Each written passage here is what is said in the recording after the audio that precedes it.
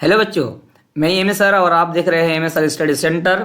तो आज की इस वीडियो में हम लोग बात करेंगे जो JCRT यानी झारखंड शैक्षिक अनुसंधान एवं प्रशिक्षण परिषद रांची जो द्वारा जारी किया गया है 2022-23 के लिए क्लास 9 का सेट 1 जो जारी किया था सब्जेक्ट विज्ञान का, वो हम लोग देखेंगे कि क्या क्या क्वेश्चन दिया गया था और उसका सही आंसर क्या होगा।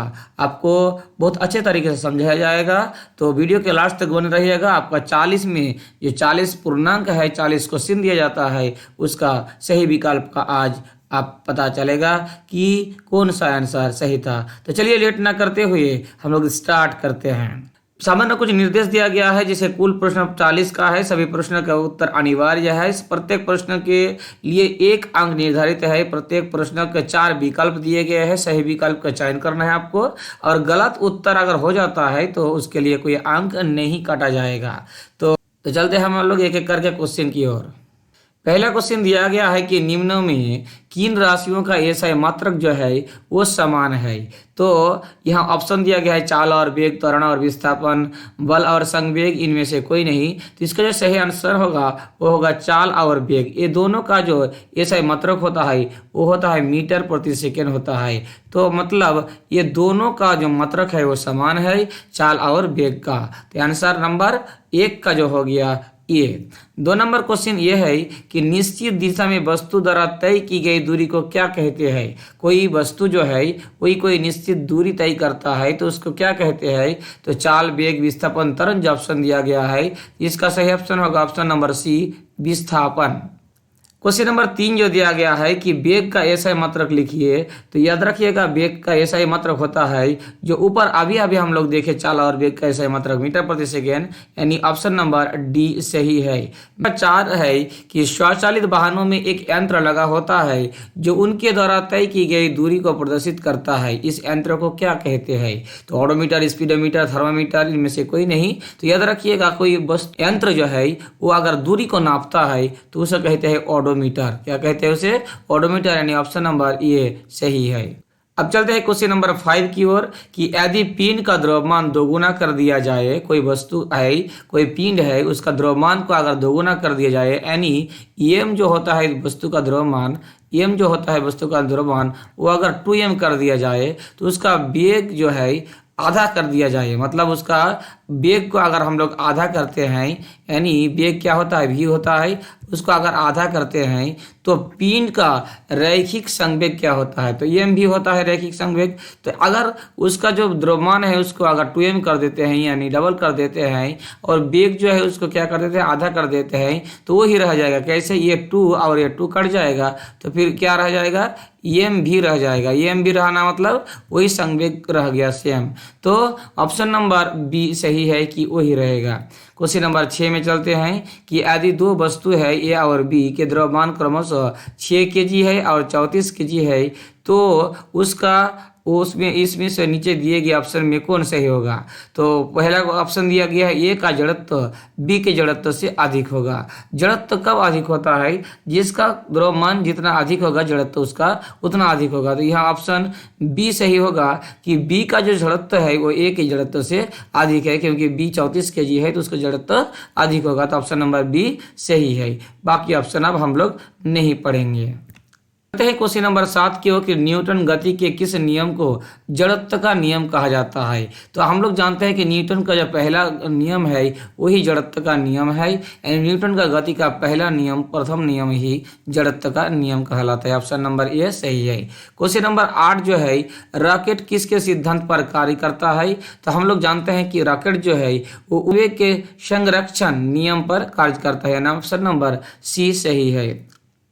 अब हम लोग क्वेश्चन नंबर 9 में चलते हैं कि 60 के द्रव्यमान है कि किसी मनुष्य का भार चंद्रमा पर क्या होगा। आपको यहाँ जी का मान जो दे दिया गया है वो 9.8 होता है, लेकिन यहाँ आपको कहा दिया गया है कि 10 मीटर प्रति सेकंड स्क्वायर ले लीजिए। तो अब हम लोग चलते हैं कि एक 600 kg द्रव्यमान है तो उसका चंद्रमा में भार न्यूटन में कितना होगा वो हमें याद मतलब देखना है।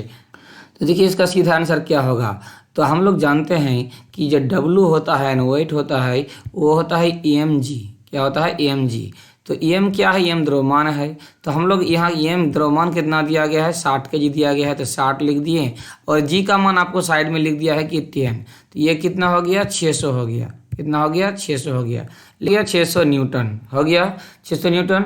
लेकिन यहाँ क्या कहा गया है कि आपको चंद्रमा पर करना है। ये हो गया पृथ्वी पे, ये हो गया कहाँ, पृथ्वी में। तो चंद्रमा पर हम लोग जानते हैं कि जो जितना पृथ्वी में होगा उसका 6 भाग का 1 भागा होगा पृथ्वी चंद्रमा में जाकर। मतलब अगर किसी मनुष्य का जो वेट है, अगर उसका द्रव्यमान अगर यहाँ 6 kg है तो पृथ्वी में जाकर 1 kg हो जाएगा। तो इसको 6 से डिवाइड कर देंगे तो कितना हो जाएगा, 100 हो जाएगा न्यूटन। तो ये हो गया सही आंसर, ऑप्शन नंबर सी सही आंसर हो गया 100 न्यूटन। क्वेश्चन नंबर 10 में चलते हैं कि यदि दो वस्तुओं के बीच की दूरी को आधा कर दिया जाए तो उनके बीच का गुरुत्वाकर्षण बल किस प्रकार बदलेगा।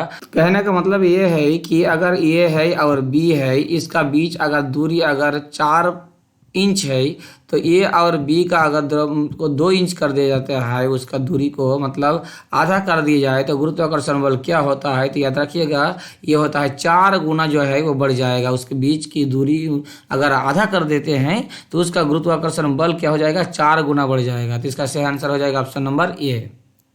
क्वेश्चन नंबर 11 में चलते हैं कि ध्वनि किस माध्यम से गमन करती है, ठोस, तरल, गैस, उपरोक्त सभी। तो इसका सही आंसर हो जाएगा, एकदम आसान है, उपरोक्त सभी।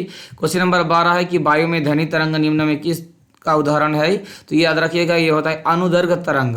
क्या होता है, अनुदैर्घ्य तरंग। वायु में जो ध्वनि का तरंग होता है वो अनुदैर्घ्य तरंग होता है। 3 नंबर क्वेश्चन दिया गया है कि मानव श्रवण की श्रव्य परास की ऊपरी आवृत्ति सीमा लगभग क्या होता है। तो हम लोग जानते हैं कि 20 हर्ट्ज से लेकर 20 किलो हर्ट्ज तक, 20 किलो हर्ट्ज यानी 20,000 हर्ट्ज तक क्या होता है, मनुष्य का कानों का सर्वोत्तम परस होता है। या ऊपरी सीमा पूछा गया है, ऊपरी, तो ये हो गया 20 किलो हर्ट्ज, यानी ये हो गया answer 20 kilo hertz, option number A सही है। क्वेश्चन नंबर 14 में दिया है कि दो विभिन्न पदार्थों के कणों का सतह मिलना क्या कहलाता है। जैसे मान लेते हैं कि पानी में 2 बूंद अगर हम लोग रंग डाल देते हैं तो अपने आप सतह मिल जाता है। तो उस विधि को क्या कहते हैं, उस विधि को कहते हैं विसरण कहते हैं। क्या कहते हैं, विसरण कहते हैं। क्वेश्चन नंबर 15 है कि बर्फ का गलनांक कितना होता है। तो बर्फ का गलनांक जो होता है वो 0 डिग्री सेल्सियस होता है, यानी 273.16 केल्विन होता है। ऑप्शन नंबर सी सही है।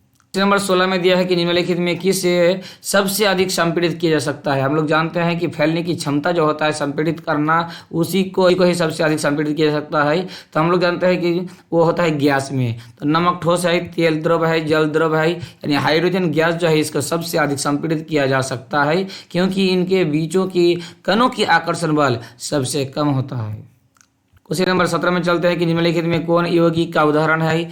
लोहा, पीतल, जल, तांबा। तो याद रखिएगा जल जो है वो हाइड्रोजन ऑक्सीजन से बना है, तो ये से हम यौगिक कहेंगे। क्वेश्चन नंबर 18 है कि पीतल किस किस धातु से बना है। तो याद रखिएगा इसका सही होना जिंक और कॉपर। याद रखने के लिए एक ट्रिक बताते हैं। पीतल को आप पिताजी याद रखिएगा। क्या याद रखिएगा, पिताजी। पिताजी मतलब पी से पीतल, त से तंबा और ज से जिंक, यानी पिताजी याद रखिएगा, तब आपको याद रहेगा। तो यह तांबा और जिंक है, यानी जिंक और कॉपर, ये सही आंसर है ऑप्शन नंबर। चलते हैं क्वेश्चन नंबर 19 में कि निम्नलिखित में कौन रासायनिक परिवर्तन का उदाहरण है। जल का बर्फ में बदलना, ये तो हो गया भौतिक परिवर्तन। यहाँ भोजन का पचना जो है ये रासायनिक परिवर्तन का उदाहरण है। तो ऑप्शन नंबर बी सही है। क्वेश्चन नंबर 20 सोडियम ऑक्साइड का सूत्र निम्नलिखित में क्या होगा। तो सोडियम ये हो गया, सोडियम ये हो गया ऑक्सीजन, इसका संयुक्त होता है 2, इसका संयुक्त होता है 1, इसको क्रॉस मल्टीप्लिकेशन कर दीजिए तो हो जाएगा Na2O, यानी सोडियम ऑक्साइड का हो जाता है Na2O, यानी ऑप्शन नंबर बी सही है। क्वेश्चन नंबर 21 में चलते हैं कि 36 ग्राम जल जो है उसके कितने मोल होते हैं। तो हम लोग जानते हैं जल का जो अणुसूत्र होता है वो होता है H2O। H2 मतलब हाइड्रोजन जो है उसका परमाणु संख्या परमाणु द्रव्यमान सेम होता है, यानी 2। और इधर ऑक्सीजन का परमाणु संख्या कितना होता है, 8 होता है। परमाणु द्रव्यमान कितना होता है, 16 होता है। 16 और 2 कितना हो गया, 18 हो गया। तो ये जो 18 हो गया, 18 ग्राम हो गया जल का, ये हो गया 1 मोल में। यहाँ 36 ग्राम में पूछा गया है तो हो जाएगा 2 मोल, यानी ऑप्शन नंबर बी सही है।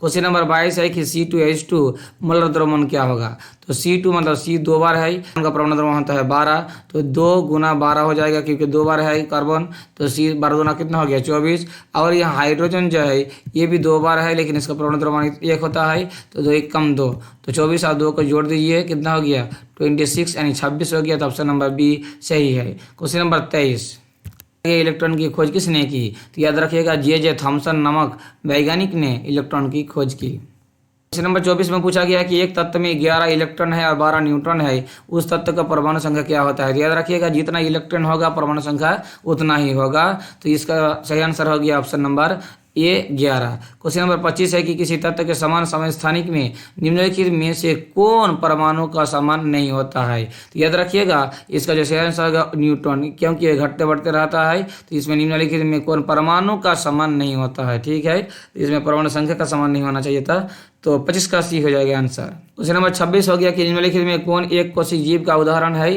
तो गेहूं, चिड़िया, अमीबा, प्याज। ये अमीबा जो है वो एक कोशिक जीव है, ये हम लोग छोटे से 7 क्लास से जान रहे हैं। क्वेश्चन नंबर 25 है कि लाइसोसोम का निर्माण कौन करता है? तो याद रखिएगा कि लाइसोसोम का निर्माण गोल्जी उपकरण करता है, यानी गोल्जी बॉडी कहा जाता है, वो करता है।